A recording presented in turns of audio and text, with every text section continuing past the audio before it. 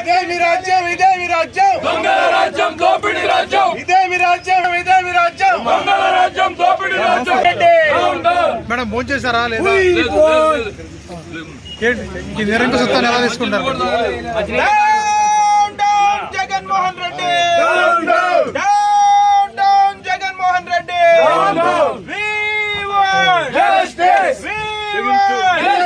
పోలీసుల దౌర్జన్యం. ఆయన ఆత్మ శోభిస్తూనే ఉంటది, అమ్మ కూడా బాధపడతారు. ఈరోజు రాజశేఖర రెడ్డి బిడ్డ పోరాటం చేస్తుందంటే ఎందుకోసం చేస్తుంది? ఆంధ్ర రాష్ట్రంలో బిడ్డలకు ఉద్యోగాలు రావట్లేదని పోరాటం చేస్తే కనీసం సెక్రటేరియట్లో రిప్రజెంటేషన్ ఇవ్వడానికి కూడా ఈరోజు హక్కు లేదు, మాట్లాడడానికి స్వేచ్ఛ లేదు, జర్నలిస్ట్ రాయాలన్నా కొట్లాడాలన్నా స్వేచ్ఛ లేదు. ఈరోజు కనీసం సెక్రటేరియట్లో రిప్రజెంటేషన్ తీసుకోవడానికి ముఖ్యమంత్రి లేడు, హోంమంత్రులు లేరు, డిప్యూటీ చీఫ్ మినిస్టర్లు లేరు, మంత్రులు లేరు, కనీసం సీఎస్ కూడా లేరంట. ఇక వీళ్ళకి ఏం చేతనైంది? పరిపాలన చేతనైందా? వీళ్ళకి స్పెషల్ స్టేటస్ తేవడం చేతనైందా? పోలవరం ప్రాజెక్టు పూర్తి చేయడం చేతనైందా? విశాఖ స్టీల్ ప్రైవేటైజ్ అయిపోతుంటే దాన్ని ఆపడం చేతనైతుందా?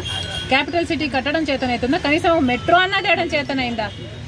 రైతులు ఆత్మహత్యలు చేసుకుంటున్నారు, అప్పుల పాలైపోతున్నారు, కనీసం పంట బీమా ఇవ్వడం కూడా చేత కాలేదు. బిడ్డలు ఆత్మహత్యలు చేసుకుంటున్నారు, ఉద్యోగాలు లేవు, నోటిఫికేషన్లు ఇవ్వడం కూడా చేత కాలేదు.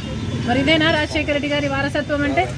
ఆలోచన చేయాలి. ప్రజల కోసం కొట్లాడుతున్నాం మేము ఈరోజు కనీసం కనికరం లేకుండా, మహిళలను చూడకుండా రాత్రి నన్ను పార్టీ ఆఫీస్లోనే ఉండేటట్టు చేశారు.